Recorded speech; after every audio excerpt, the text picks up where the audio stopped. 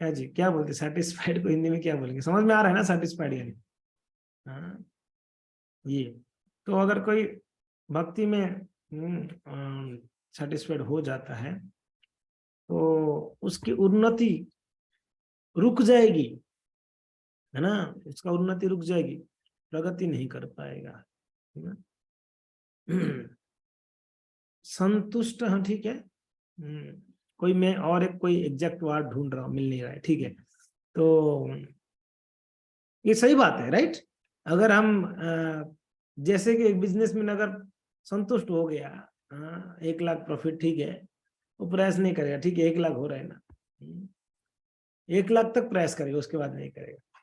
मगर एक भक्त कभी भी भक्ति में संतुष्ट ना हो। तो आप कह सकते हैं प्रभु जी संतुष्टि भक्ति में नहीं हो तो किस में संतुष्टि हो? इस संसार में तो ऐसे भी संतुष्टि नहीं है, है कि नहीं? एक होता है प्रसन्नता, आनंद, एक होता है संतुष्टि, है। तो भक्त आनंद खूब लूटता है, खूब आनंद लूटने के बाद भी कहता है कुछ कमी है, इससे और ज्यादा आनंद चाहिए मुझे। ये अच्छा लोभ है। ये लोभ अच्छा है।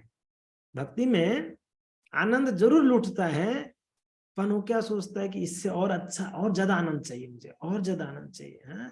आनंद का चरम सीमा कब प्राप्त करेगा, वो कब पहुंचेगा आनंद की चरम सीमा में? जब भगवान श्री कृष्ण के आध्यात्मिक जगत गोलोक वृंदावन में पहुंचकर भगवान का सानिध्य प्राप्त करेगा, भगवान के चरण कमल का डायरेक्ट दर्शन करेगा, हाँ, सेवा प्राप्त होगी, हाँ, भगवान की कुंज में, भगवान की गोपियों के साथ, कुंज मंजरियों के साथ। तो वो स्तर पे क्या है, वो हाईएस्ट लेवल ऑफ आनंद है ना। पर हमें भक्ति में कभी भी सेटिस्फाइड नहीं होना है ना। इसकी और सीखना है, और सीखना है, और सीखना है। लालची रहना है भक्ति में, लालच जरूरी है। जितना लालच बनोगे सीखने के लिए, आगे बढ़ने के लिए, उतना ही बढ़िया है भक्ति में आगे बढ़ते रहोगे। तो इसलिए प्रभुपाद इस बात को कहते हैं, एक भक्त को हमेशा कनिष्ठ ही बन के नहीं रह जाना चाहिए, उसको आगे प्रगति करना चाहिए, उसको मध्यम स्तर के भक्त अधिकारी बनना चाहिए, फिर उसको उत्तम अधिकारी बनने के लिए प्रयास करनी चाहिए, है ना। हम लोग तो कनिष्ठ से भी बहुत दूर है। जब हम कनिष्ठ भक्त के या कनिष्ठ अधिकारी के बारे में हमने सुना, उनकी लक्षण क्या होता है ना, तो हमको लगता है कि हम तो इससे भी नीचे हैं, शायद कनिष्ठ भी अभी तक नहीं बने, है ना, ऐसे लगता है। हाँ, तो भक्तों जरूर हमें अलर्ट होना बहुत जरूरी है भक्ति में। हाँ, मैं खुद फील करता हूँ, अगर मैं भक्ति के बारे में सुनूंगा नहीं, भक्ति के बारे में पढ़ता नहीं हूँ, वैष्णव के संग से दूर होता हूँ, तो खुद मुझे अनुभव होता है कि मैं भक्ति में प्रगति मेरा जो है रुक गया और नीचे गिर रहा हूँ। तो यह हर एक भक्त का अनुभव है, यह अनुभव होता ही होगा, जरूर है। अगर हम भक्ति के बारे में सुनेंगे नहीं और प्रयास नहीं करेंगे तो हम भक्ति में नीचे गिर जाएंगे। तो खैर, हमने कनिष्ठ भक्त का लक्षण पढ़े हैं, तो हम आगे का चर्चा करेंगे जरूर।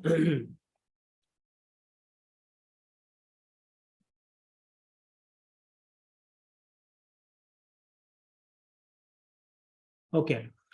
तो भक्ति के सही सही अनुशीलन यही विधि है। कौन सी विधि है? जिस तरह की भक्त है वैसे हमें उनको सम्मान करनी चाहिए। जैसे कहा गया है, रूप गोस्वामी कहते हैं कनिष्ठ भक्त को आप क्या करो, उनका सम्मान करो, उनका संग मत करो। एक मध्यम स्तर भक्त को, भक्त का संग करो, एक उत्तम स्तर भक्त का संग करो, मध्यम स्तर भक्त को आप प्रणाम करो उनको, है कि नहीं। तो जैसे रूप गोस्वामी कहे हैं 3 प्रकार के जो भक्त हैं। तो भक्ति का यही विधि है, यानी भक्ति का विधि क्या है? भक्ति का विधि, हम जैसे हम कनिष्ठ भक्त के बारे में सुने, तो हमारा दुर्गुण यह है कि हम अपने अंदर झांकते नहीं हैं। कनिष्ठ भक्त के लक्षण, तो हम बाजू वाले को झांकेंगे, कौन है मेरे बाजू में, हाँ, ये सारे गुण तो मैं प्रभु जी से मैं देख रहा हूँ, सारे गुण उसकी उनके अंदर है। प्रभु जी सुधर जाओ, मध्यम स्तर तक जाना, आप कनिष्ठ में हो, मैं तो आगे बढ़ चुका हूँ। जितने भी हम सुनते हैं पढ़ते हैं, तुरंत अप्लाई खुद के ऊपर करना है, खुद के ऊपर करना है, सामने वाले के ऊपर नहीं है। हम हमेशा दूसरों के ऊपर अप्लाई करना चाहते हैं, दूसरे को इंगित करते हैं। तो श्रील प्रभुपाद जी यहाँ पर कहते हैं भक्ति का अनुशीलन का विधि क्या है कि हम जो है भक्तों को स्तर के अनुसार उन्हें व्यवहार करें। अतएव इस श्लोक में श्रील रूप गोस्वामी ने हमें उपदेश दिया है कि विभिन्न भक्तों के प्रति किस तरह व्यवहार किया जाए।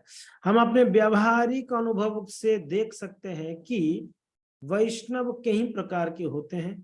प्राकृत सहजिया सामान्यतः हरे कृष्ण महामंत्र का जप करते हैं, फिर भी वे स्त्री, धन तथा नशे के प्रति आसक्त रहते हैं, है ना। कभी कभी हम ऐसे भक्त को देखते हैं जो भगवान का नाम जाप करते हैं, मगर उनके अंदर कुछ कमियां दिखता है हमें। फिर हम सोचते हैं कि ऐसे कैसे हो सकता है, भक्त मीन्स बिल्कुल शुद्ध होना चाहिए, भक्त मीन्स तो एकदम प्योर होना चाहिए, भक्त है भक्त है। अरे इस्कॉन में भी ऐसे होता है, अरे ऐसे है ना, हम परेशान हो जाते हैं। बहुत अच्छा है, हमारा कॉन्शियसनेस बहुत हाई है, भक्तों के लिए हमारा जो सोच बहुत ऊंचा सोच रहता है, बहुत ऐसे ही होना चाहिए।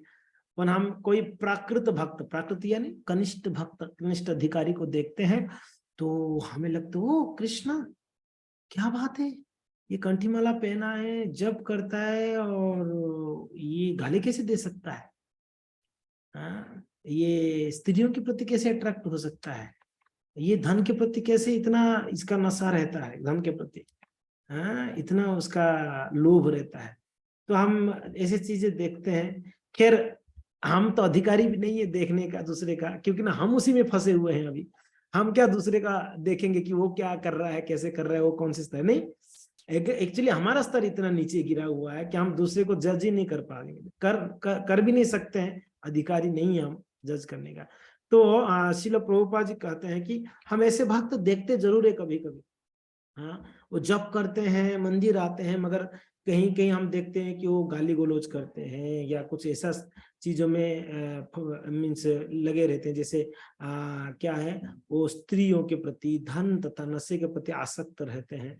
भले ही ऐसे लोग भगवान के पवित्र नाम का जप करते हों, लेकिन फिर भी वे ठीक से शुद्ध नहीं हो पाते हैं। ऐसे लोगों का मन से आदर करना चाहिए, किंतु उनकी संगत से बचना चाहिए, ये बहुत जरूरी है।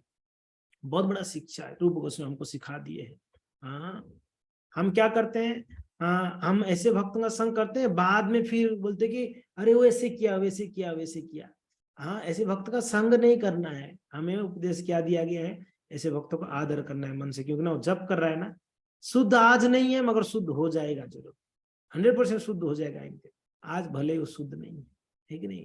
तो इस बात को रूप गोस्वामी और श्रील प्रभुपाद जी हमको सिखाते हैं कि ऐसे लोगों का मन से आदर जरूर करिए, करना चाहिए, पर उनकी संगति से बिल्कुल बचे, उनका संगति नहीं करना है ना, उनके साथ घूमना फिरना नहीं है, उनके साथ अभी चर्चा, तो आप कुछ उनसे उनको सिखा सकते हैं, उनसे कुछ सीखना नहीं है, क्योंकि ना वो अनुभवी नहीं है भक्ति में, तो आपको क्या सिखाएंगे, आपको गलत गाइडेंस देंगे। हमारे कुछ प्रॉब्लम्स होते हैं भक्ति के जीवन में हो, भौतिक जीवन में हो, तो उस प्रॉब्लम के बारे में हम उन्हीं से बात करें जो मैच्योर हो। मैच्योर समझ रहे हैं ना, जो मीन्स अनुभवी भक्त हो, है ना, अनुभवी भक्त हो, और सच में जो भक्त हो भक्त हो, समझ रहे, भक्त समझ रहे ना, वो भक्त होना जरूरी है। अगर सच में वो भक्ति में आगे हैं तो हमें जो गाइडेंस भी अच्छा देंगे, सही बताएंगे। ये तो क्या होगा, अगर एक कनिष्ठ अधिकारी को जाकर अपना प्रॉब्लम बतला दिया जाए तो क्या होगा, वो आपको गलत डायरेक्शन दे देंगे, फिर आप परेशान होते रहोगे, फिर बोलेंगे कि मुझे फंसा दिया इन्होंने, तो ये परेशानी होगी। तो भक्तों ये बहुत जरूरी है ठीक है, उनका संगति ना करें। जो अबोध हैं किंतु सहज ही बुरी संगति में पड़े गए हैं, उन पर भी दया दिखानी चाहिए जब वे शुद्ध भक्तों के उचित उपदेश ग्रहण करना चाहते हो। और एक चीज प्रभुपाद जी यहाँ बतलाते हैं, जो अबोध है, अबोध यानी बेचारे भोले हैं, वो चाहते हैं निकलने के लिए सब स्थिति से, समझ में आ रहा है। एक एक भक्त है जो खुद चाहता है कि मैं बुरी संगत से बाहर निकलूं, और एक ऐसा भक्त है वो जानबूझ के गलतियां कर रहा है, उसको पता है मैं गलती कर रहा हूं और नहीं निकलना चाहता है, समझ में आ रहा है ना।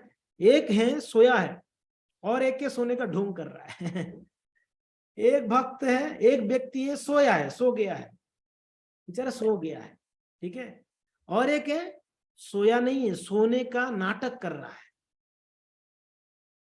जो सोने का नाटक कर रहा है उसको ब्रह्मा आगे भी उठा नहीं सकते, जो सोया है उसको कोई भी उठा लेगा, जगा लेगा, भाई उठ जा, समझ में आ रहा है ना। जो सोने का नाटक कर रहा है वो कोई उठा सकता है? हाँ जी, हम भक्ति के बारे में बड़े चढ़े बात करेंगे, बड़ा भक्त जैसा दिखावट करेंगे, मगर हम सिर्फ नाटक कर रहे हैं भक्ति का समझ में आ रहा है। हम सच में, अगर आप संसार से निकलना चाहते हो सच में, सच में बताइए, दिल में हाथ रखे मैं निकलना चाहता हूं ना हम नहीं चाहते हैं, सच में नहीं निकलना चाहते हैं ना जी, ना बिल्कुल नहीं, हम नहीं निकलना चाहते। जब भी भक्ति के बारे में आप बात आती है, जब भी भक्ति के कार्यों के बारे में बात आती है, सेवा के बारे में बात आते हैं, घुमा फिरा के प्रॉब्लम्स को सामने लाते हैं हम, यानी हम नहीं चाहते हैं, हम सच में नहीं चाहते हैं आगे बढ़ने के लिए। वो जप हो, वो सेवा हो, वो संगति हो, वैष्णव संगति हो, श्रवण हो, अब बताइए ऐसे अवसर हैं हमारे पास, आता नहीं आता, एवरीडे आता है हमारे पास, नहीं आता है। हम नहीं चाहते हैं ऐसा संगति, हम चाहते हैं ज्यादा से ज्यादा भौतिक संगति में रहे। अगर रियली कोई भक्त सच में ऐसा स्थिति से बाहर निकलना चाहता है, उनको भगवान बहुत हेल्प करते हैं, बहुत हेल्प करते हैं। जो हृदय से प्रार्थना करता है जब करते समय, ये भगवान मुझे संसार से निकालिए। हमारा आसक्ति कितना तगड़ा है पता है, एक एक रुपए के लिए आसक्ति है, एक रुपए के लिए आसक्ति। हाथी निकल जाती है, पूंछ अटक जाती है, समझ में आ रहा है। सुई की छेद में से हाथी निकल जाती है, पूंछ अटक जाती है। बड़े बड़े, मैं ऐसे उदाहरण दे रहा हूं, लाखों रुपया कहीं खर्चा कर देंगे, जब भक्ति में कुछ खर्चा की बात आता है तो वहां पूंछ अटक जाता है। हाँ, जन्माष्टमी 1000 रुपया देना पड़ेगा, 1100 रुपये मांग रहा है प्रभु जी, और अटक गया पूंछ। अरे लाखों खर्चा करोगे, हॉस्पिटल में जाके, शादियों में जाके, इसके जाके, दफ्तर में जाके, कहीं कहीं खर्चा करते हैं हम। जब मंदिर की बात आता है, क्या ये भक्ति नहीं है? ये भक्ति है। मगर मैं बोल रहा ना, भौतिक आसक्ति कितना जकड़ा हुआ है हमें। मैं दान का ही नहीं बोल रहा हूँ, हर एक चीज में, हर एक चीज में। हम घर में 24 घंटा काम कर लेते हैं, समाज के लिए, परिवार के लिए, परिवारजनों के लिए। मंदिर में आधा घंटा के लिए सेवा के लिए बुलाया जाए तो वहां पर हमारा पूंछ अटक जाती है, और प्रभु जी मेरा ये प्रॉब्लम है ना, वो प्रॉब्लम है ना, वो प्रॉब्लम है। हम सच में नहीं बढ़ना चाहते हैं, देखा जाए तो सच में नहीं। ऐसे अनेकों जन्म चला जाएगा हमारा, कहीं जन्म बीत जाएगा मैया, कहीं जन्म बीत जाएगा प्रभु जी, आगे नहीं बढ़ पाएंगे, क्योंकि ना हम खुद नहीं चाहते हैं ना बढ़ने के लिए। जबकि हमारे पास अवसर है, हमारे लिए मीन्स ऐसा वातावरण भी होता है, फिर भी हम आगे बढ़ना नहीं चाहते हैं। कहीं दिनों से हम जुड़ गए हैं, अभी भी मंगलारती नहीं उठ रहे हैं, इसका क्या कारण है? मैं खुद नहीं चाहता हूँ आगे बढ़ने के। कई दिनों से हम भक्ति में जुड़े हुए हैं, कई दिनों से हम लोग इस्कॉन में जुड़े हुए हैं, अभी भी एक उचित वैष्णव व्यवहार नहीं है मेरा, अभी भी हम रफली बात करते हैं, अभी भी एक वैष्णव को हम सम्मान नहीं दे रहे हैं। कितनी बड़ी बात है, हमने अभी भी सीखा नहीं है। आपको मैं बताऊं, क्या बताऊं, हमारे गांव से भुवनेश्वर, इस्कॉन भुवनेश्वर मंदिर हमारा गांव से 3 घंटे का रास्ता है, 3.5 घंटे का ट्रेन में। अगर बाय रोड जाएंगे तो 4 घंटे का रास्ता है। आपको मैं बताऊं, हमारे गांव में कुछ भक्त, वो लोग 1 महीने के लिए कार्तिक में इस्कॉन भुवनेश्वर चले गए थे, आसपास घर भाड़ा पे लेके, ताकि कार्तिक में हमें इस्कॉन में सेवा मिलेगा। हम साल मीन्स महीने भर सेवा करेंगे, कार्तिक महीने का अवसर है।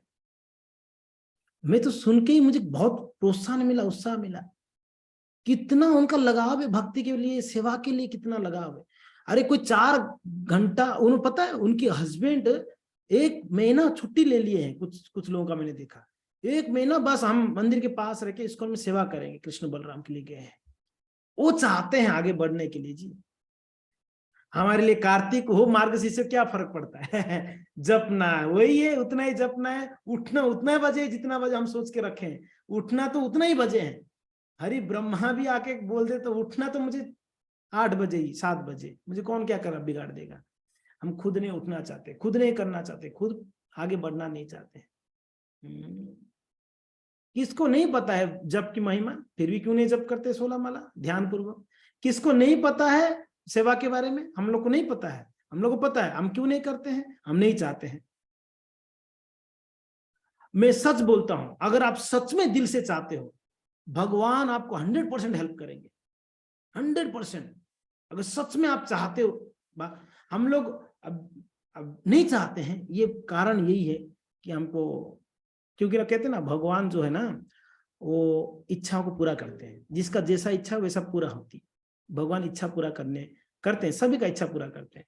तो हमारा हृदय में इच्छा क्या रहता है,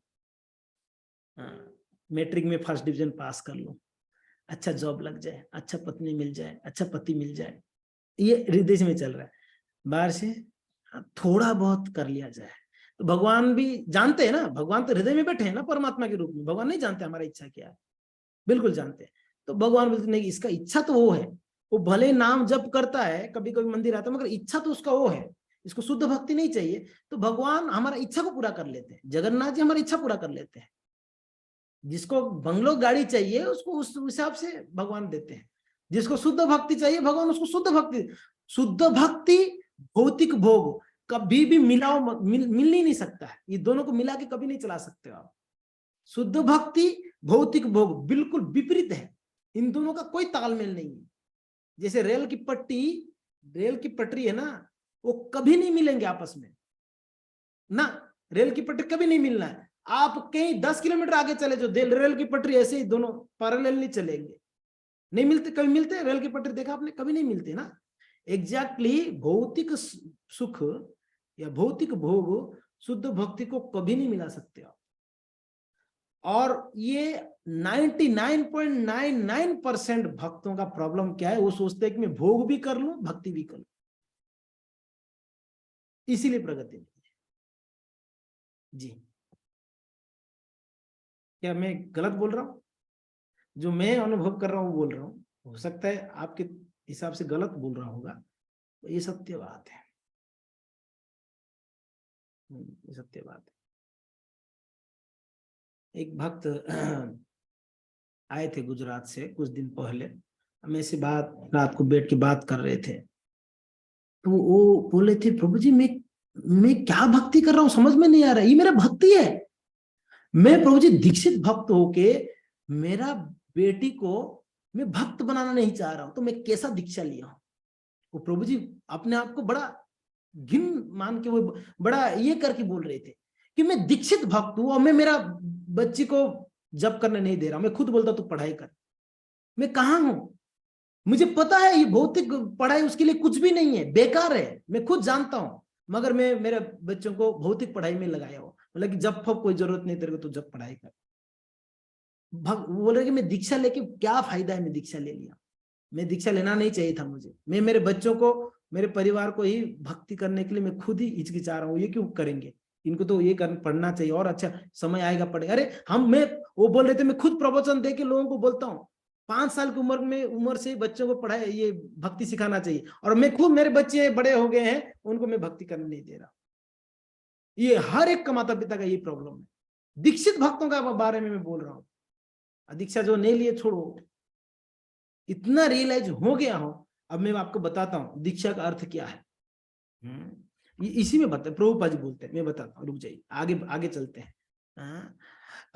ठीक है, जो अबद्ध हैं किंतु सहज ही बुरी संगति में पड़ गए हैं, उन पर दया दिखानी चाहिए। तो अगर ऐसा कोई है जो बेचारा चाहता है बाहर निकलना मगर कहीं बुरी आदत में लग गया है, वो बुरी संगत में पड़ गया है, तो उनके प्रति दया दिखाना चाहिए, ना कि ईर्ष्या, ना कि द्वेष। अरे कैसा आदमी है, ऐसा काम करता है क्या भक्त हो गया ना। वो बेचारा चाहता है मगर निकल नहीं पा रहा है। जब वे शुद्ध भक्तों के उचित आदेश ग्रहण करना चाहते हैं, सच में वो आगे बढ़ना चाहते हैं मगर फंसे हुए हैं, तो उनके ऊपर दया दिखाओ। किंतु जो नवदीक्षित भक्त प्रामाणिक गुरु से वास्तव में दीक्षित हो चुके हैं, क्या बोले, जो वास्तव में दीक्षित हो चुके, वास्तव में यानी क्या है, एक होता है दीक्षा ले लिया हूं मैंने, और एक होता है वास्तव में दीक्षा लिया हूं। उसका अर्थ प्रभुपाद जी बोलते हैं, अपने गुरु के आदेशों को गंभीरता से पालन करने में लगे हैं, ये वास्तविक दीक्षा है। वास्तविक दीक्षा क्या है, जो अपने गुरु का, जो प्रभुपाद जी का, जो वैष्णवों का आदेशों को अपने जीवन में 100%, 100% जो है अप्लाई करना चाह रहा है। कहीं परिस्थिति के कारण मान लो कुछ चीजें वो नहीं कर पा रहा है, मान लो कुछ परिस्थितियां उसका, मगर चाहता है कि सच में मैं आगे बढ़ूं और मैं आदेशों को पालन करूं, वो भक्त प्रभुपाद जी कहते हैं उनको आदर पूर्वक नमस्कार करना चाहिए। दीक्षा तो हम भी ले लिए हैं, दीक्षा तो वो भी ले लिए, दीक्षा तो कभी कभी हम सोचते हैं दीक्षा ले लेना पूर्ण हो गया, भक्ति का पूर्णता है, बस दीक्षा मिल जाए एक बार दीक्षा होने के बाद मेरा पूर्णता हो गई, अभी मुझे और कुछ जरूरत नहीं, बस भक्ति का क्या बोलते चरम सीमा में मैं पहुंच गया हूं, अभी बस हरि बोल ना जी। दीक्षा का अर्थ है, हम प्रभुपाद जी बोले, और प्रभुपाद जी और आगे बोलते हैं दीक्षा के बारे में और बढ़िया से बोलते हैं दीक्षा का अर्थ क्या है। तो जो सच में अपने गुरु वैष्णव का आदेशों को गंभीरता से पालन करने में लगा है, गंभीरता से, इस कृष्ण भावनामृत आंदोलन में जाति, नस्ल या रंग का भेदभाव किए बिना प्रत्येक मनुष्य को अवसर दी जाता है ना, सही बात है, अवसर मिलता नहीं मिलता है, कई भक्त कंप्लेन करते हैं। मगर एक बात बताइए, भक्ति के लिए कोई रोका है आप लोगों को ना। मैं एक भक्त को कह रहा था, वो आके बोले कि प्रभु जी बताइए कैसे आगे बढ़ना है। तो मैंने बोला कि कहां पर चुके हैं हम लोग, बताइए कहां पर हमारा कमी हो गई है। भक्ति का अवसर तो सभी को दी गई है, भक्ति के लिए क्या चाहिए, एक मंदिर चाहिए, भगवान का विग्रह चाहिए, सेवा पूजा करने के लिए, सारे उत्सवों को मनाना चाहिए। कहाँ कमी हो गई इस्कॉन उदयपुर में, एक बात बताइए कहाँ कमी दी गई है। कमी तो हमारे अंदर है, हम नहीं बढ़ रहे हैं, कमी कहाँ पर कमी है। हर उत्सवों को बड़ा धूमधाम से मनाया जा रहा है ना, क्यों मनाया जा रहा है, ताकि भक्तों को उत्साह मिले, वो भक्ति में और आगे बढ़ेगा, उत्सव में भाग लेके सेवा दी जा रही है, जप करने का सुंदर माहौल मिल रहा है, भक्तों की संगति है, क्लासेस चल रही है कंटिन्यूअसली, और सीनियर वैष्णव आते हैं उदयपुर में, हर प्रकार से यात्राएं प्लानिंग की जाती हैं। जो भक्ति में जो जो चीज जरूरत है, सारे अंगों को पालन करने के लिए पूर्ण अवसर दी गई है। दी गई कि नहीं दी गई बताइए, बिल्कुल दी गई। फिर भी हम नहीं बढ़ रहे हैं, तो कमी कहां पर है, अवसर देने वाले का कमी है कि अवसर नहीं लेने वाले का कमी? हम नहीं ले रहे तो कमी हमारा है ना बाबा, अवसर तो हर तरीके से दी गई है। तो क्या जरूरत था यहाँ पर मंदिर बनाने का 1 करोड़ रुपए लगाकर, मुझे एक बार बताया, कोई जरूरत नहीं था, है ना, वहां ठीक चल रहा था, मगर नहीं, एक और वातावरण से ही मिले भक्तों को, है ना, आके वैष्णव के संग में बैठ के भजन कीर्तन कर पाए, कथा कीर्तन कर पाए, भगवान का सेवा कर पाए, कोई ना कोई सेवा में एंगेज। अवसर तो हर जगह पे दी जाती है, प्रॉब्लम ये है कि हम उस अवसर का लाभ नहीं उठा पा रहे हैं, ये दिक्कत है जी, प्रॉब्लम ये है। तो यहाँ पर कहते हैं कि बिना भेदभाव का, कोई एक बार एक भक्त कह रहे थे कि आप भेदभाव कर रहे हैं, जो पैसा देते हैं, डोनेशन देते हैं, उनको ज्यादा फैसिलिटी देते हैं, और हम गरीब है इसलिए हमें फैसिलिटी नहीं देते हैं। मैंने बोला कि आपको कोई रोका है जप करने के लिए, आपको कोई रोका है कृष्ण का सेवा करने के लिए, कोई रोका है आपको मंदिर आने के लिए, कोई रोका है नहीं, तो फिर क्या भेदभाव किया गया है जी, क्या भेदभाव किया गया है? यही है कि वो पैसा दिया तो उसको कुर्सी दिया गया बैठने के लिए, मैं पैसा नहीं दे रहा, मुझे नीचे बैठना पड़ रहा है दरी में, यही हमारे दिमाग में ये चल रहा है ना।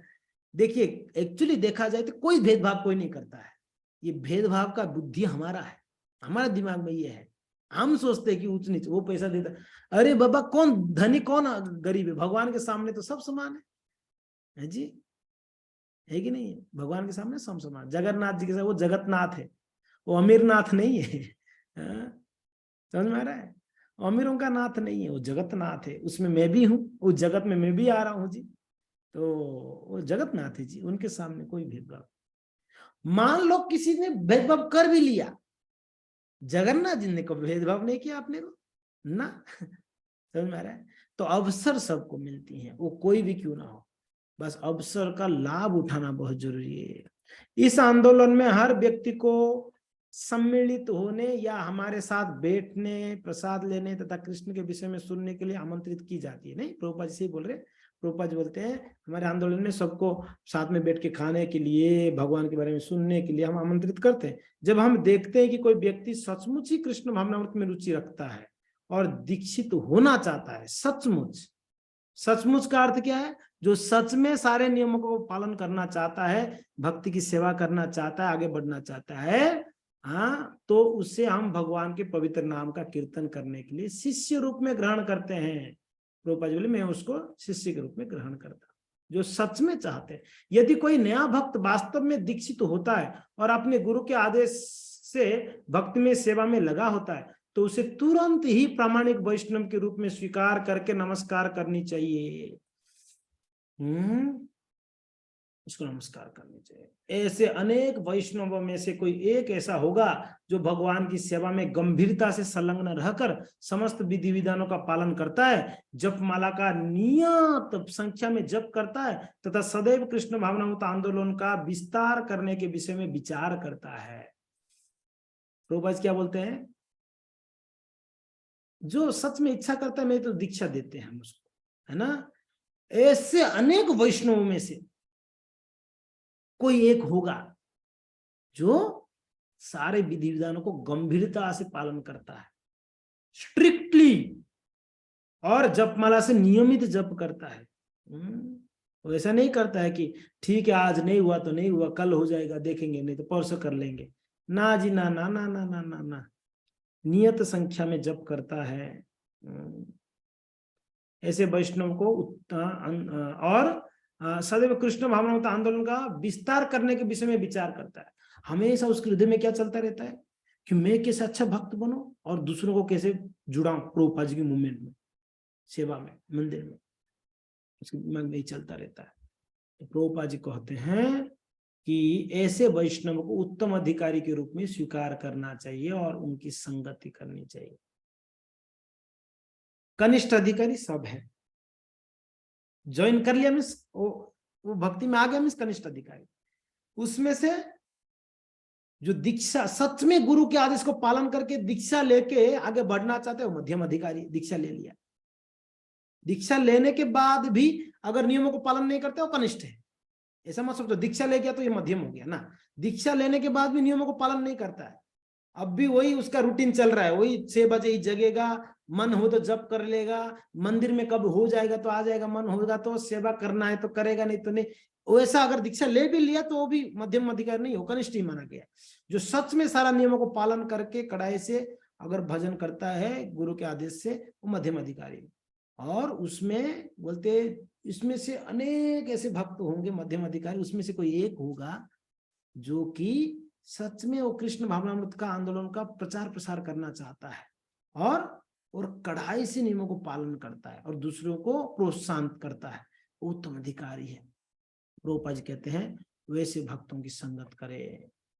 जिस प्रक्रिया से भक्त कृष्ण के प्रति अनुरक्त होता है उसका वर्णन चैतन्य चरितामृत में करते हैं। क्या है? दीक्षा काले भक्त करे आत्मसमर्पण,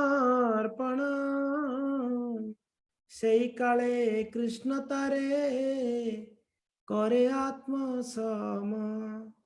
दीक्षा काले भक्त करे आत्मसमर्पण, दीक्षा के समय पर भक्त क्या करता है? वो आत्मसमर्पण कर देता है। क्या आत्मसमर्पण का अर्थ क्या है? जो भी मेरा है सब कुछ आपका है, मानस देहो गेहो जो किछु मोर अर्पिलु तोया पदे नंद किशोर, ये दीक्षा है जी। ये दीक्षा है। सब कुछ भगवान के चरण में, गुरु के चरण में अर्पण कर दिया जाए, उसको दीक्षा कहा गया है। दीक्षा काले शिष्य करे आत्मसमर्पण। दीक्षा के समय पर शिष्य भक्त क्या करते हैं, अपने सब कुछ समर्पण कर देता है गुरु के चरणों में। सही काले, गुरु के चरणों में, भगवान के चरणों में, सही काले कृष्ण तारे करे आत्मसम। उस समय भगवान कृष्ण उसको अपना मान के उसको स्वीकार कर लेते हैं।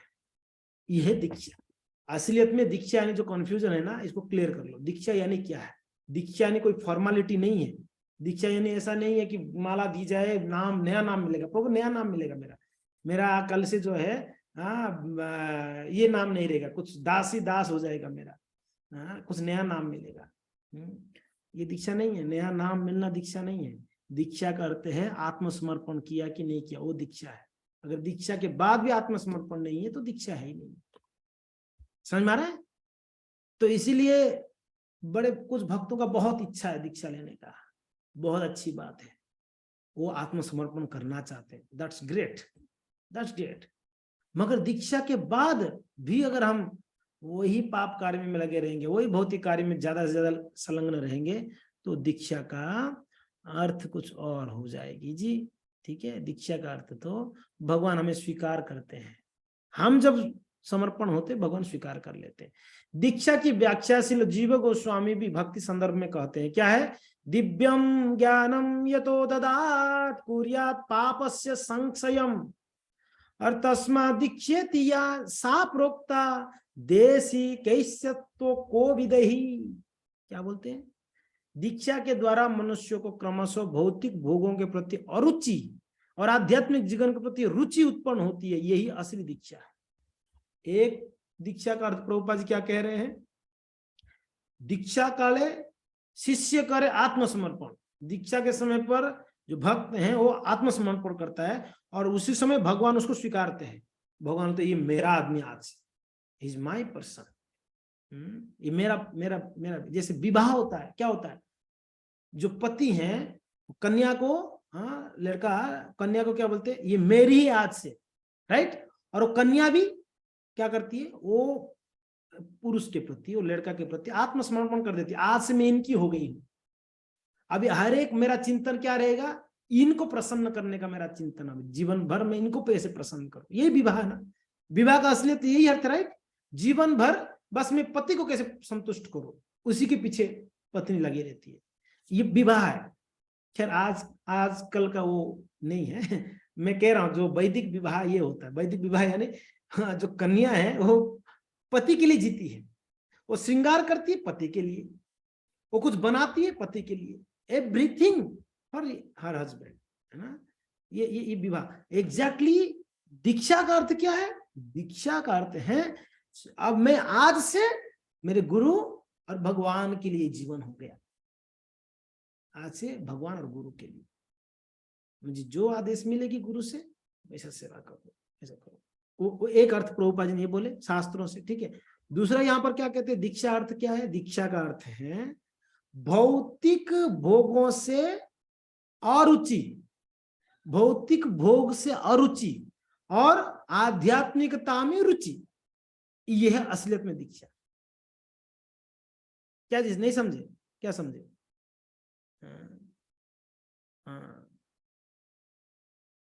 भौतिक भोगों से अरुचि और आध्यात्मिक जीवन के प्रति रुचि उत्पन्न होती है दीक्षा के द्वारा।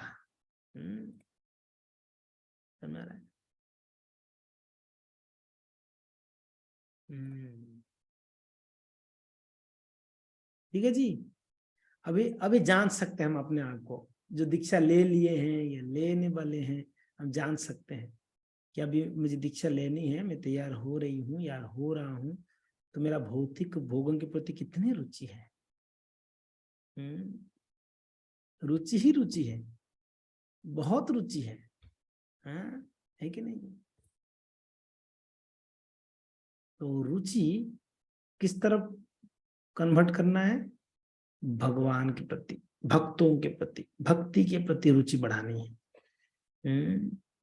तब कोई आप में से कह सकते हैं ये प्रश्न कि प्रभु अगर ऐसा होगा तो गड़बड़ हो जाएगी घर पे। तो घर पर तो तांडव चालू हो जाएगा, महाभारत होगा, ये होगा वो होगा, अगर ऐसे हो जाएगी तो नहीं।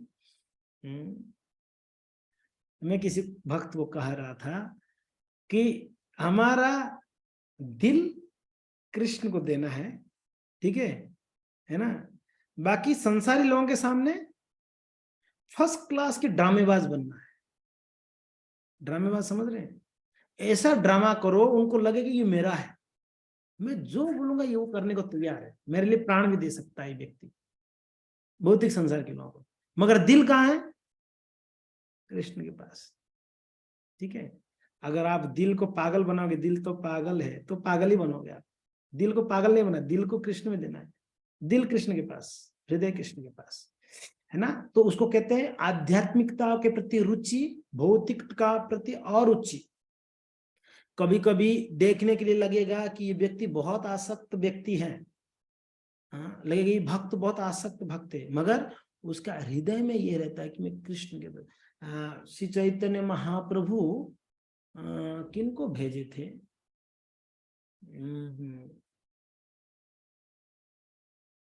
एक भक्त पुंडरीक विद्यानिधि के पास शायद भेजे थे एक जन को, मैं भूल रहा हूँ किनको भेजे थे, गदाधर पंडित को किसी को भेजे थे।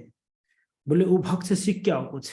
वो जब गए क्या देखे पता है, वो भक्त जो हैं वो ऐसे लेटे हुए थे, पान चुबा रहे थे, और जो लेटे हुए थे वो बड़ा ऐश्वर्य वाला वो था, बेड था, सोने से बना हुआ था, गद्दा फर्स्ट क्लास, ऐसे लेटे थे।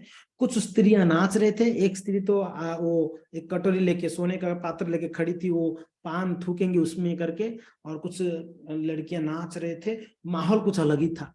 और वहां महाप्रभु ने भेज दिया उनसे सीख के आओ जाके भक्ति के बारे में। वो जाके बोला यार मैं कहा महाप्रभु ने भेज दिया यहाँ पर।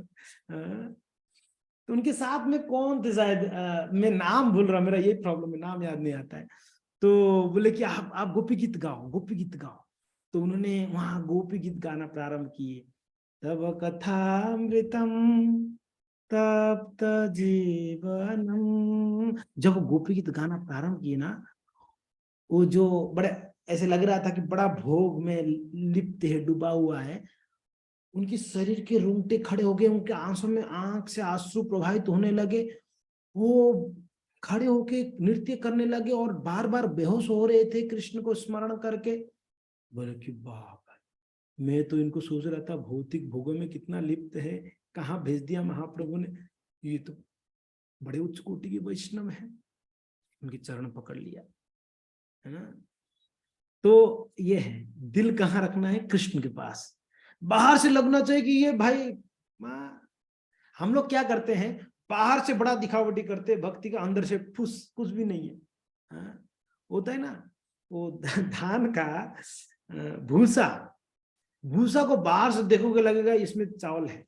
अब पता नहीं, आप हम लोग को तो अनुभव है, चावल खाने वाले हम लोग, राइस खाने वाले को, तो भूसा को देखने से लगेगा कि अरे ये तो बिल्कुल ये है, मगर उसमें फूस कुछ भी नहीं है, खाली रहता है। आपने देखा उसमें खाली रहता है, मगर भूस बाहर से भूसा है। तो हमने बाहर से दिखाते हैं मैं बहुत बड़ा भक्त हूं, अंदर से कोई भक्ति नहीं है, बिल्कुल खाली। कुछ पूछ लिया जाए कि वो कुछ नहीं आता है, बाहर से हम ऐसे चौकाचौंध ना, हमको अंदर से अच्छा भक्त बनना है, बाहर से दिखावटी का जरूरत नहीं पड़ता है। तो आप बोलोगे कल से मैं तिलक लगाना बंद कर दूंगी, क्या दिखाना है भक्ति प्रभु?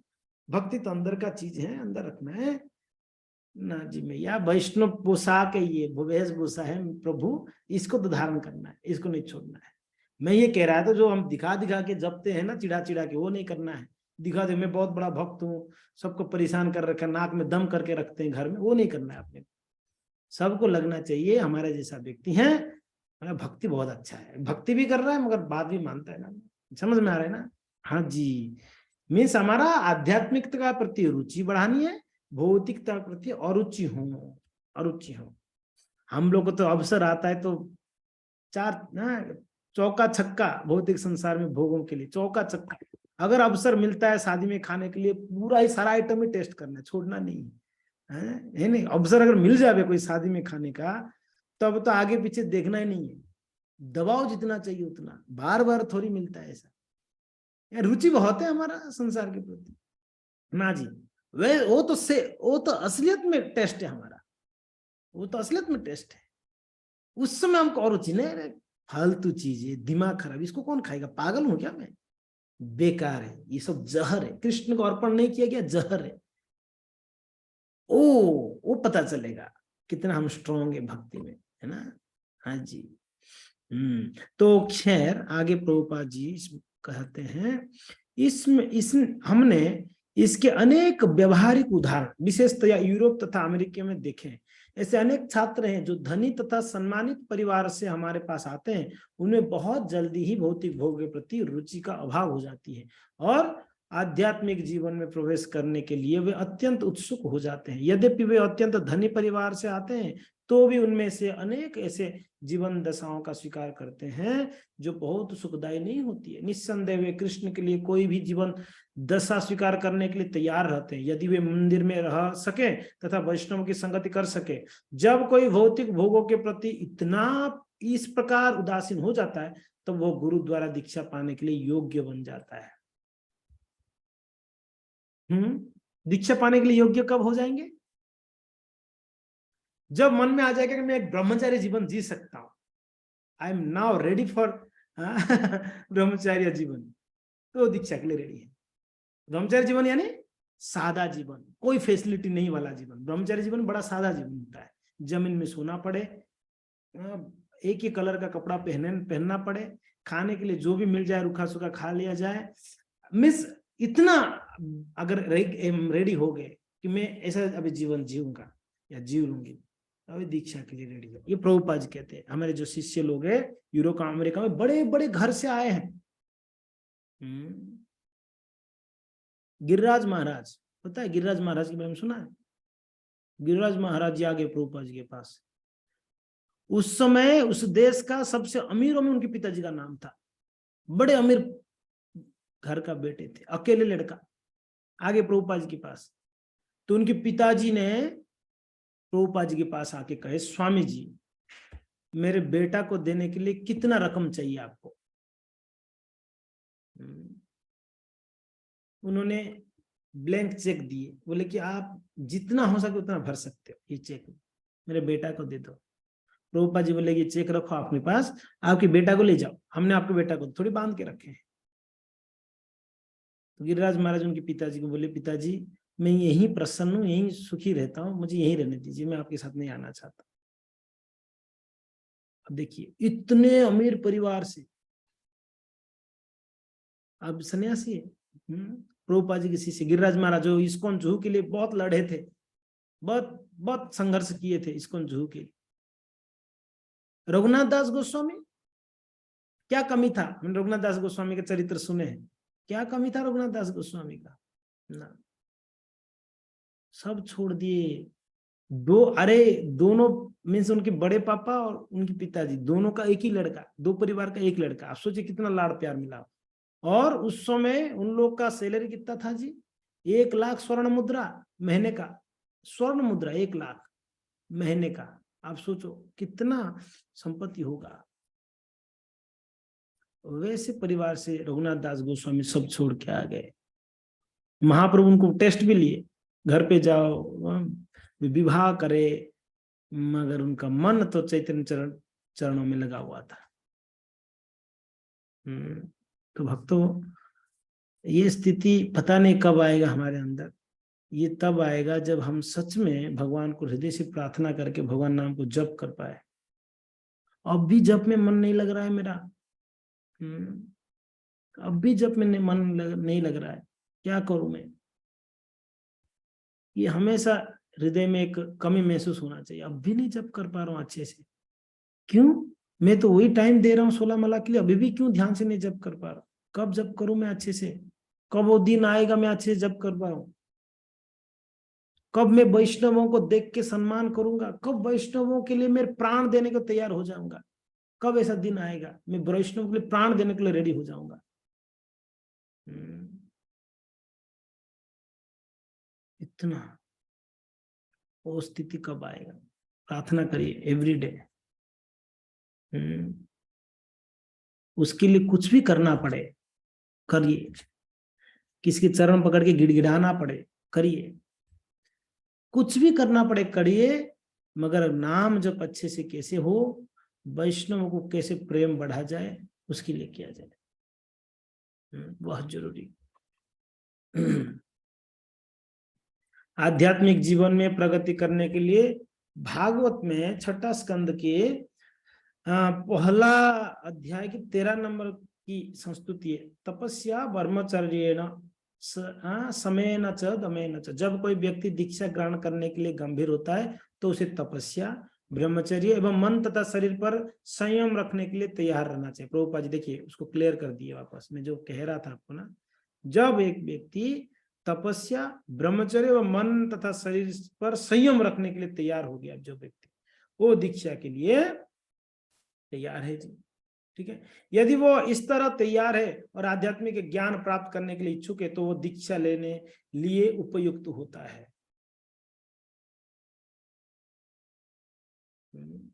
यहाँ काफी भक्त है अभी दीक्षा लेने वाले, या ले भी लिए, अभी कुछ भक्त दीक्षा लिया भी, राइट है, कुछ भक्त लेने के लिए भी रेडी है।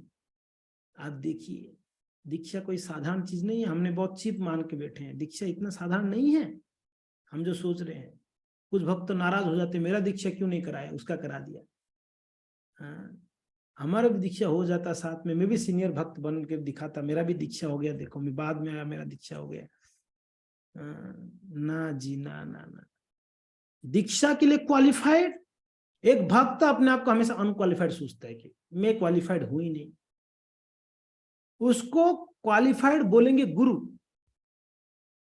कि नहीं, मैं बोल रहा हूं अभी आपको दीक्षा लेना है, समझ में आ रहा है।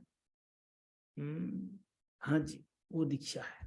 हम खुद ही अपने आप को बड़ा काबिल समझ लेते हैं, मैं दीक्षा के लिए रेडी हो गया, इसका मतलब मैं अभी तक रेडी नहीं हुआ। जो सोच लिया मैं दीक्षा के लिए रेडी हूं, वो अभी तक दीक्षा के लिए रेडी नहीं, सीधी बात है, एकदम सीधी सीधी बात है, मैं रेडी नहीं हूं। हाँ, हम क्वालिफाइड है कि नहीं है, हमारे शिक्षा गुरु, हमारे दीक्षा गुरु हमें बताएंगे, है कि नहीं है, कौन बताएंगे। तो दीक्षा लेना नहीं लेना हमारे, हाँ हृदय में इच्छा जरूर होना चाहिए, मैं भी गुरु की शरण में जाऊं, प्रभु भगवान की शरण जाऊं, ये इच्छा हो, मगर दीक्षा कब लेना है, कैसे लेना है, वो हमको शिक्षा गुरु बताएंगे, हमारे काउंसलर बताएंगे, हमारे गुरु बताएंगे, है कि नहीं है। मुकुंद को कहा गया, महाप्रभु ने बोला मुकुंद को 100 जन्मों तक उसका चेहरा नहीं देखूं। मुकुंद नाचने लगा, हरि बोल, जय हो महाप्रभु की जय हो। ये क्यों ना जाए, 100 जन्म तो आपके मुंह देखना नहीं चाहते महाप्रभु, कोई बात नहीं, 100 जन्म के बाद इसका मतलब मैं क्वालिफाइड हो जाऊंगा, महाप्रभु आप मेरा चेहरा देखेंगे, मुझे मिलेंगे। कितना उत्साह था उनके हृदय में, 100 जन्मों बाबा, हम तो 100 दिन भी वेट करने को तैयार नहीं है ना। यहां से दीक्षा नहीं दिलाओगे तो कहीं और से ले लेंगे, मगर लेंगे जरूर हम दीक्षा, ना जी ना ना ना, ठीक है। तो यहाँ प्रभुपाद जी कहते हैं, इस बात को मैं आपको बस दोहरा ही रहा हूँ, प्रभुपाद जी कहते हैं कि तब जाके जो इस प्रकार से तैयार हो जाता है, तपस्या करने के लिए तैयार हो जाता है, ब्रह्मचर्य के लिए। मुझे एक बात बताइए, तपस्या करके क्या परेशानी हो जाएगी हमारा, अगर तपस्या करेंगे तो हमारे लिए तपस्या क्या है जी, सुबह जल्दी उठना ये एक तपस्या है, 16 माला जाप करना हमारे लिए तपस्या है, और क्या तपस्या है, एकादशी को हमने अन्न नहीं खाना है, ये हमारे लिए तपस्या है, वैष्णवों को प्रणाम करना है, सम्मान करना है, उनको सेवा करना है, भगवान का सेवा कर, यही तपस्या ना हम लोग के लिए, तो क्या तपस्या, यही सब तपस्या है, राइट। इसमें क्या हानि हो जाएगी हमारा, क्या बीमार पड़ जाएंगे। इतना नाजुक है हम कि सुबह उठने से हम बीमारी पड़ जाएंगे, इतने नाजुक है हम लोग। इतने तो नाजुक नहीं है कि सुबह उठने से बीमार पड़ जाएंगे ना।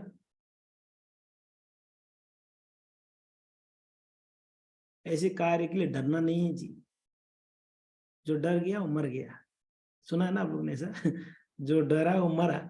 ऐसे कार्य के लिए क्या डरना है, सुबह जल्दी उठने में, भजन करने में, अरे ऐसे कार्यों के लिए तो निडर होना चाहिए, अरे करेंगे जी। समझ में आ रहा है। तो हमेशा हमें तपस्या करने के लिए हमेशा रेडी रहना चाहिए। तो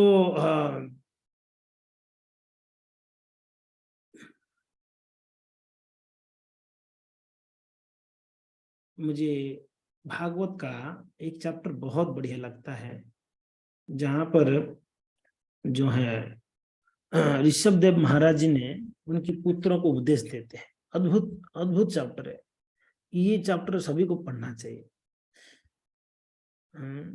तो इसमें कहते हैं नायम देहो देह भाजन लोके कष्टान कामन अर्हते दीर्भुजांग ये तपो दिव्यम पुत्र का जेन सत्वम शुद्वेत तस्मात् ब्रह्म सौखम अनंतम। क्या कह रहे हैं भगवान ऋषभ देव ने अपने पुत्रों को कहते हैं, पुत्रों इस संसार के समस्त देहदारियों में जिसे मनुष्य देह प्राप्त हुई है उसे इंद्र तृप्ति के लिए ही दिन रात कठिन श्रम नहीं करना चाहिए, क्योंकि ऐसा तो मल खाने वाले कुकर शुकर को भी कर लेते हैं। ऐसा जो कार्य है दिन रात श्रम करना है किसके लिए, इंद्र तृप्ति के लिए, भोग के लिए, वो तो कुकर शुकर भी करते हैं। उनकी बेटों को कह रहे हैं ऋषभ देव जी, फिर कौन सा बड़ा तीर मार लोगे आप लोग भी अगर इंद्र तृप्ति के लिए अगर परिश्रम कर रहे हो तो। ना जी ना। ये श्लोक तो हमने कई बार सुना होगा, कभी मनन नहीं किया हमने, कभी मनन नहीं किए। संसार के प्रति विरक्ति पता नहीं, आसक्ति तो दिन प्रतिदिन बढ़ता है, विरक्ति आती नहीं है कुछ भी कर लिया जाए पता नहीं क्यों नहीं आती। बहुत जरूरी है संसार के भोगों के प्रति विरक्ति उत्पन्न कराना। और ये क्यों क्यों नहीं होती पता है, क्यों नहीं होती है? हम तो सारे अंगों को फॉलो करते हैं, कुछ तो कर ही रहे। इसका कारण ये है कि कहीं ना कहीं वैष्णव अपराध हो रहा है और कहीं ना कहीं भक्तों की संगत में नहीं जा रहे हैं। भक्तों की संगत सही संगत नहीं हो रही है, दूसरा वैष्णव का अपराध नहीं हो। ये दो कारण है जिसके कारण हमारे हृदय में विरक्ति उत्पन्न नहीं हो रहा है संसार के प्रति, आसक्ति ही आसक्ति। क्या कारण मैंने बताया, एक तो वैष्णव अपराध है, दूसरा वैष्णवों के प्रति क्या मीन वैष्णव का संगत नहीं कर रहे हैं प्रॉपरली, वैष्णव का संगत नहीं हो रही। तो ये दो कारण से हमारे हृदय में विरक्त उत्पन्न नहीं हो पा रहा है। विरक्ति कब उत्पन्न होगा, जब विरक्त लोगों से सुनेंगे, प्रभुपाद महाराज जी का लेक्चर सुनेंगे, जब पढ़ेंगे किताब तब विरक्ति होगी, जब गुरु महाराज जी का कथा सुनेंगे तब विरक्ति होगी, जब भक्तों की मुख से सुनेंगे तब विरक्ति होगी। विरक्तों से हम तो दिन भर आसक्त व्यक्तियों से सुनते रहते हैं। हम दिन भर किसकी संगत करते हैं, आसक्ति लोग। कॉलेज में जाओ, स्कूल में जाओ, दफ्तर में जाओ, किन के साथ में संगत है? वैष्णव थोड़ी होते हैं सारे संसारी लोग हैं। संसारी लोग क्या सुनाएंगे, आसक्तियों की बातें गाते करेंगे ना। संसारी लोग को विरक्त की बात करते हैं क्या, अरे यार सब माया है। कभी ऐसे हुआ बॉस ने बुलाया सब वर्करों को, बोलते ये सब माया है, ये सब छोड़कर क्या करना चाहिए, वन में चला जाना चाहिए, संन्यास लेना चाहिए, तपस्या करना चाहिए, तपो दिव्यम अरे कभी कभी संसारी लोग ने ऐसे प्रवचन देते हैं ना। वो तो विरक्त लोग ही दे सकते हैं, संसारी लोग कैसे देंगे? तो हम दिन भर तो संसारी लोगों की संगत करते हैं, तो कहां से हमारे अंदर विरक्त उत्पन्न होगा? उत्पन्न तो होगा आसक्ति ही। तो संसारी लोगों से इतना मिलते हैं क्योंकि ना, इसलिए आसक्त उत्पन्न होता है। तो विरक्त लोगों से ज्यादा मिलना पड़ेगा, उनसे सुनना पड़ेगा, तब जाके वो काटेंगे। वो क्या करेंगे, विरक्त लोग हमारा आसक्ति को काटेंगे। हृदय ग्रंथिम छिंदंती हृदय ग्रंथिम, भागवत में है ना एक श्लोक, छिंदंती। संत लोग क्या करते हैं, वो हमारा हृदय ग्रंथि, हृदय में गांठ एक है, वो गांठ कोई भी ऑपरेशन से ठीक नहीं होने वाला, एक ही ऑपरेशन है उसके लिए। वैष्णव लोगों ने एकदम तलवार जैसा वाणी से एकदम तलवार जैसा वाणी से। आजकल तो अगर कोई भक्त अगर थोड़ा कड़क बोल दे तो ये इनकी लेक्चर नहीं सुनना, बड़ा कड़क बोलता है यार, ना ना ना, हमें तो हमारे हिसाब से जो बोले बड़ा प्रेम से, हमारा स्वभाव नहीं है वैसे लोग हम सुनेंगे। कड़क प्रवचन, अरे प्रवचन कितना कड़क बोलते हैं, बिल्कुल काट देते हैं। ऐसे भक्त हैं तलवार जैसे काटेंगे एकदम हमारे आसक्ति को। ऐसे भक्त हैं हमारे गुड़ाकेश प्रभु जी। गुड़ाकेश प्रभु जी जानते हैं आप लोग, सुना है गुड़ाकेश प्रभु को? कभी ऐसे काटेंगे गुड़ाकेश प्रभु ना, आप बोलोगे यार कहाँ फंसा हुआ, दिमाग खराब है। अरे तगड़ा है। हमारे गौर गोविंद महाराज जी थे। और क्या गौर गोविंद महाराज का लेक्चर है। आइंद्र प्रभु ऐसे बहुत कुछ भक्त बहुत प्रेम से हमारे ग्रंथि को काटते हैं, काट देते हैं। कुछ लोग एकदम ऐसा तलवार जैसे काटते हैं, पर काटते तो जरूर है सब लोग। तो जब विरक्त लोग, विरक्त भक्त से सुनेंगे हम लोग, प्रभुपाद महाराज परम विरक्त चूड़ामणि, उनसे जब सुनेंगे हम, तो संसार के प्रति हमारा विरक्ति उत्पन्न हो जाएगी। हाँ जी, तब तो क्या कहते हैं, नायम देहो देह ब्रजान लोके कष्टान कामन अर्हते। अरे ये शरीर जो निर्लोके, मनुष्य शरीर पाकर अगर देह भाजाम, शरीर के लिए ही कार्य किया जाए, इंद्रिय भोग के लिए, तो कष्टान कामन अर्हते। अरे कौन सा बड़ी काम कर दिया आपने? हमने तो वही काम कर रहे हैं जो दृढ़ भुजांग, मल खाने वाले, कुकर सुकर जो करते हैं वही कर रहे हैं हम भी, कोई अलग नहीं है। इसके लिए तपो दिव्यम, करना क्या चाहिए बेटा? करना तो चाहिए तपो दिव्यम, दिव्य तपस्या करनी चाहिए। उसे क्या होगा? शुद्धेत सत्वम ब्रह्म शोकम अनंतम, हमारा सत्व शुद्ध हो जाएगा। मनुष्य को चाहिए कि भक्ति का दिव्य पद प्राप्त करने के लिए वो अपने को तपस्या में लगाए। ऐसा करने से उसका हृदय शुद्ध हो जाता है, और जब वह इस पद को प्राप्त कर लेता है तो उसे शाश्वत जीवन का आनंद मिलता है, जो भौतिक आनंद से परे है और अनवरत चलने वाला है। समझ में आ रहा है? ये संसार का जो भौतिक संसार का जो क्या बोलते हैं, जो स्थिति है ना, ये स्थिति हमेशा चलता रहेगा, बंद नहीं होगा कभी। जो कहते हैं ना, एक बार काम काज से निवृत्त हो जाऊं, एक बार घर गृहस्थी से सब निपट जाऊं, उसके बाद मैं करूंगा बढ़िया से, ये अनवरत होता रहेगा, हमेशा होता रहेगा, कब बंद नहीं होने वाला है घर गृहस्थी का काम काज ना, ये हमेशा चलता रहेगा। तो उसमें उसकी वजह से इसको नहीं करना है, रोकना है, इसका मतलब हमारा मूर्खता है। ऐसा कभी अवसर नहीं आएगा कि वो काम जो है बिल्कुल समाप्त हो जाए। घर गृहस्थी का काम एकदम हो गया, अभी कोई बच नहीं गया जिम्मेदारी, अभी बस भजन ही करना। ऐसा एक दिन आएगा आपका जीवन में कि सारा जिम्मेदारी खत्म, अभी ना, नहीं। कई ऐसे हैं सब जिम्मेदारी खत्म हो गया है, फिर भी वो सोचते बहुत बड़े बड़े जिम्मेदारी है मेरा। अभी तो बेटे का शादी हुआ है, पोता भी तो आ गया है, उसका कौन देखभाल करे? जिम्मेदारी खत्म थोड़ी होती है।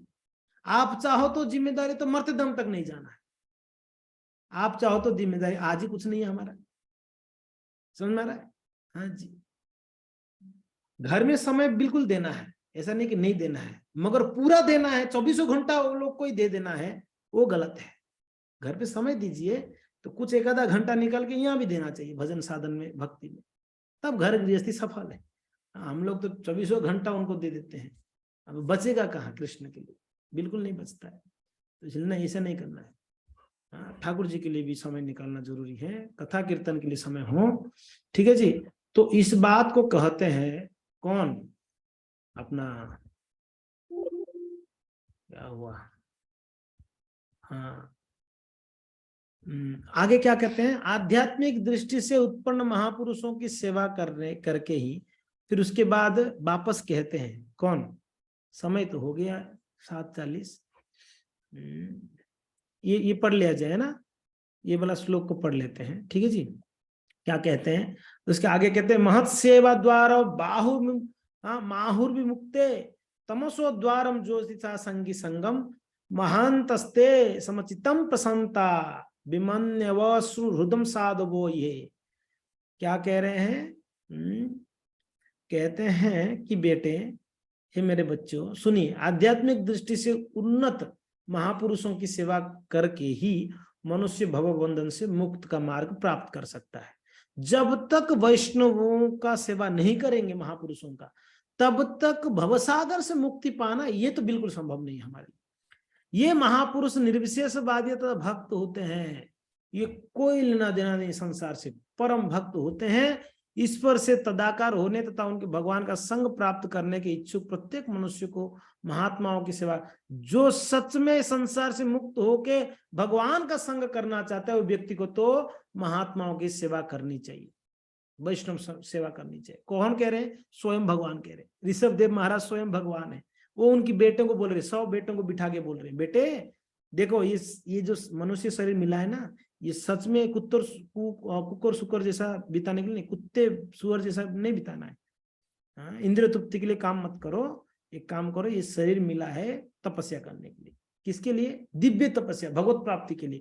और बेटे सच में भगवत प्राप्ति का इच्छा करते हो आप लोग ना, तब संतों का सेवा करो, महात्माओं का सेवा करो। महात्माओं का जब सेवा करेंगे बेटा, क्योंकि ना वो लोग परम विरक्त होते हैं, उनकी सेवा करने से भगवत प्राप्ति होगी। ऐसे कर्म में रुचि ना रखने वाले लोग जो स्त्री मैथुन प्रेमी व्यक्तियों की संगति करते हैं, उनके लिए नरक का द्वार खुला है। ज्योतिषा संगी संगम, जो स्त्रियां और स्त्रियों के बारे में ही बातचीत करते हैं, स्त्रियां इन द सेंस जो भौतिक संसार के बारे में, कामुकता के बारे में, जो शारीरिक इच्छाओं के बारे में ही चर्चा जो कर रहे हैं, वो बात कहा गया है। उन लोगों का कहाँ क्या होता है जी? उनका गति होती है, नरक का द्वार उनके लिए खुल जाती है, नरक। महात्मा समभाव वाले होते हैं, वे एक जीवात्मा तथा दूसरे के कोई अंतर नहीं देखते, वे अत्यंत शांत होते हैं और भक्ति में पूर्णतः लीन रहते हैं, वे क्रोध रहित होते हैं और सभी के कल्याण के लिए कार्य करते हैं, वे कोई निघ्न आचरण नहीं करते हैं, निंदनीय आचरण। ऐसे व्यक्ति महात्मा कहलाते हैं। तो बेटे क्या करिए? संतों की संगत करिए, भक्तों की संगत में उनका सेवा करो, उनको प्रसन्न करो। वैष्णव प्रसन्न हो गए बेटा, भगवान प्रसन्न हो जाते हैं। इसलिए ये जीवन को तपस्या में लगाना है बेटा, ये बात को कहते हैं। खैर और बढ़िया बढ़िया श्लोक हैं। आज तो समय वैसे भी हो गई, तो हम विराम देते हैं क्लास को। नेक्स्ट क्लास में हम इसमें से 2-4 श्लोक और पढ़ेंगे बढ़िया से, है ना। तो हम यहाँ पर रुकते हैं। किसी का कोई जिज्ञासा है तो आप पूछ सकते हैं। हरे कृष्णा, थैंक यू।